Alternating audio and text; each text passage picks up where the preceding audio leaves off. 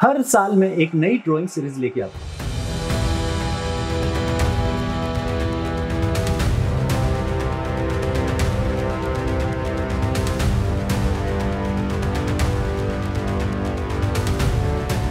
To 2026 में ऐसा नया क्या होने वाला है? क्या इस बार भी वही पुराने तरीके से हम लोग ड्राइंग सीखेंगे?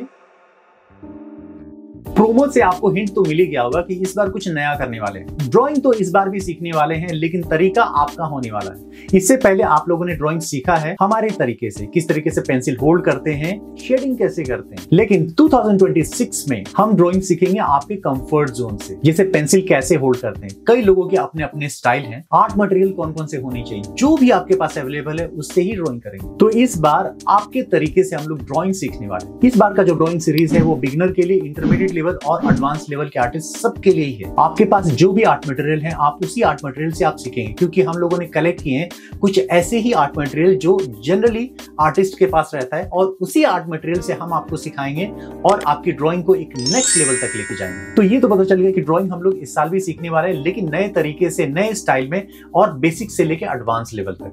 तो यहाँ पे जो ड्राइंग सीरीज होगा वो अलग अलग सेक्शन में होगा। सबसे पहले हम लोग जानेंगे आर्ट मटेरियल। जो भी आपके पास है उसी आर्ट मटेरियल को हम लोग कलेक्ट करेंगे, उसमें से एक वर्डिक्ट दूंगा कि कौन सा आर्ट मटेरियल आपके लिए परफेक्ट है। उससे हम लोग स्टार्ट करेंगे अपनी ड्राइंग। और जब हम लोग ड्राइंग स्टार्ट करने वाले हैं ना, वो बहुत ही अलग तरीका होने वाला है, तो कुछ भी मिस मत करना।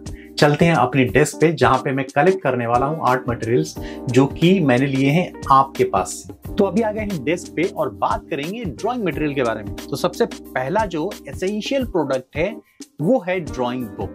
पहला जो ड्राइंग बुक है वो है कैमल का स्केच बुक। ये 140 GSM है, इसमें 30 शीट्स है, और इसमें कलर भी कर सकते हो और इसमें ग्रेफाइट पेंसिल भी कर सकते हो। और इसका जो आउटपुट है ये आपको यहाँ पे दिखेगा। यहाँ पे देख रहे हो कि ये एक ग्रेफाइट पेंसिल का मैंने वर्क किया है, और इस तरीके के रियलिस्टिक ड्राइंग भी इस पे कर सकते हो। इस बुक का प्राइस है 100 रुपीज, लेकिन ये आपको 88 रुपीज में मिल जाएगा। इसके लिए आपको इस वीडियो के डिस्क्रिप्शन बॉक्स में जाना है, वहां पे आपको इसका लिंक मिल जाएगा।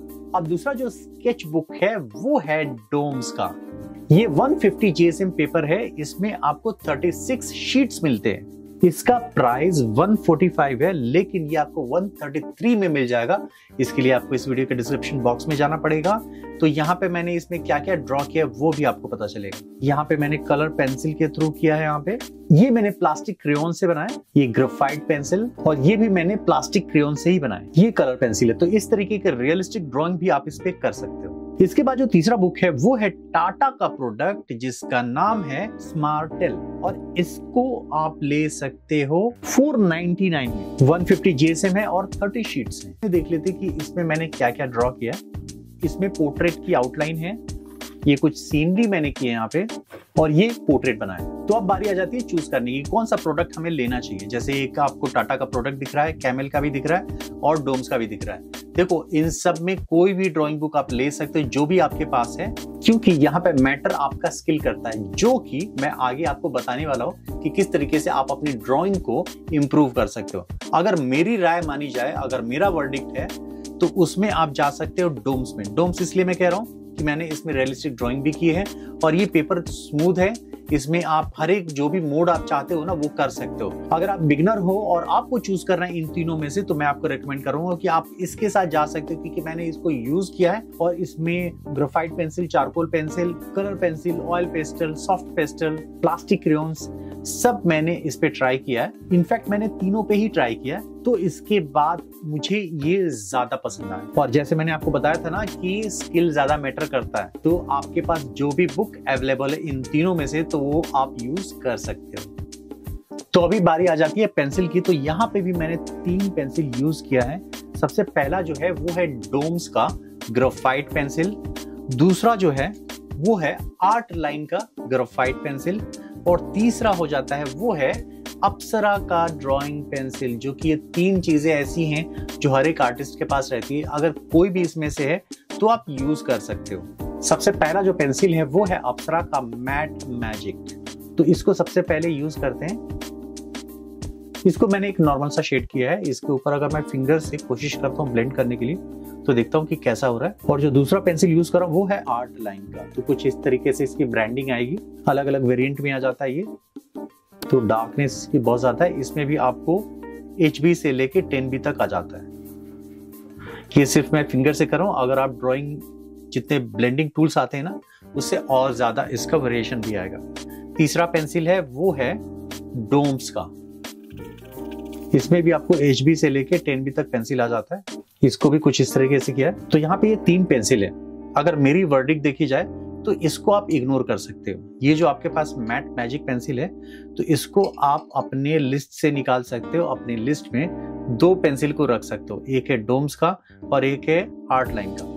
दोनों ही पेंसिल यूजफुल हैं, जैसे मैंने आपको पहले ही बता चुका हूँ, स्किल ज्यादा मैटर करता है। हाँ, अगर डार्कनेस की बात की जाए तो पर्सनली मुझे आर्ट लाइन की पेंसिल ज्यादा अच्छी लगी, जिसमें बिगनर जो है वो इंटरमीडिएट आर्टिस्ट तक भी इसको यूज कर सकता है। इन दोनों का प्रोडक्ट लिंक भी इस वीडियो के डिस्क्रिप्शन बॉक्स में आप मिल जाएगा, आप वहां से जाके परचेस कर सकते हो। इसके बाद बारी आ जाती है इरेजर की। तो इरेजर आप कोई भी यूज कर सकते हो।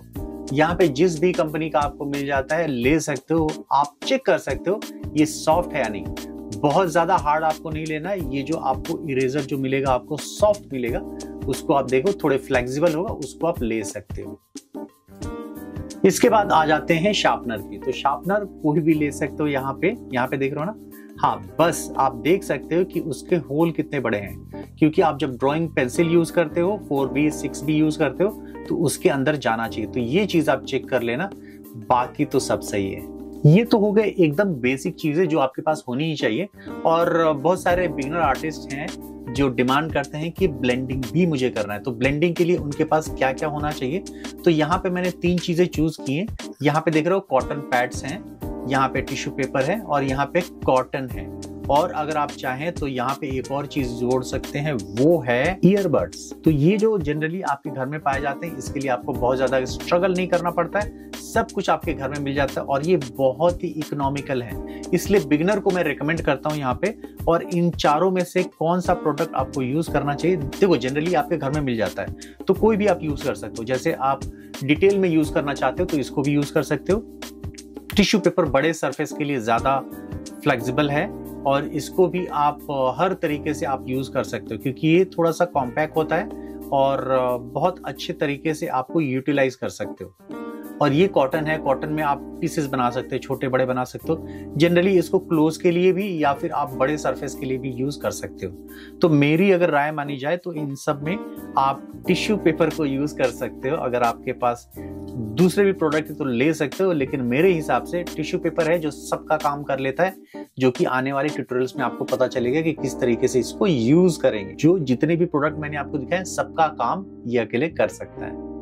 इसके अलावा बात करते हैं मास्किंग टेप की। तो मास्किंग टेप मैंने यहाँ पे 2 लिए हैं। एक जो नॉर्मली कारपेंटर के शॉप में मिल जाता है आपको, और इसको यूज करते हैं, लेकिन इसमें भी एडहेसिव बहुत ज्यादा होता है तो कभी कभी आपके पेपर को खराब कर देता है। तो यहाँ पे मैं इसको रेकमेंड नहीं करूंगा।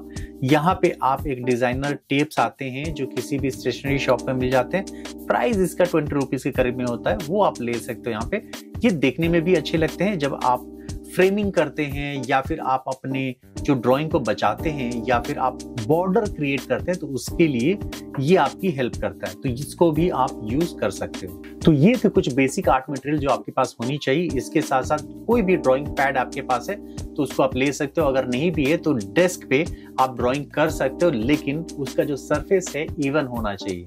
तो ये था हमारा पहला एपिसोड जिसमें मैंने आपको बताया कि इस सीरीज में क्या होने वाला है और क्या क्या नई चीजें सीखने वाले हैं और आर्ट मटेरियल कौन सा होने वाला है, जो कि हम लोगों ने लिए आप ही से। और ये आर्ट मटेरियल जितने भी है वो कहां से आप ले सकते हैं, इस वीडियो के डिस्क्रिप्शन बॉक्स में है, उस लिंक पे जाके आप जितने भी प्रोडक्ट है वो खरीद सकते हैं। तो एक्साइटमेंट आपके साथ साथ मेरा भी बढ़ रहा है। मिलते हैं नेक्स्ट वीडियो में जहां पे आपको नई चीजें, नए तरीके मिलने वाले हैं। तभी तक के लिए बाय, टेक केयर। और जैसे मैंने आपको बताया था ना कि आप शेयर जरूर कीजिएगा, तो शेयर जरूर कीजिएगा उन लोगों को जिनको इसकी जरूरत है। तो मिलते हैं अगले एपिसोड में, तब तक के लिए बाय।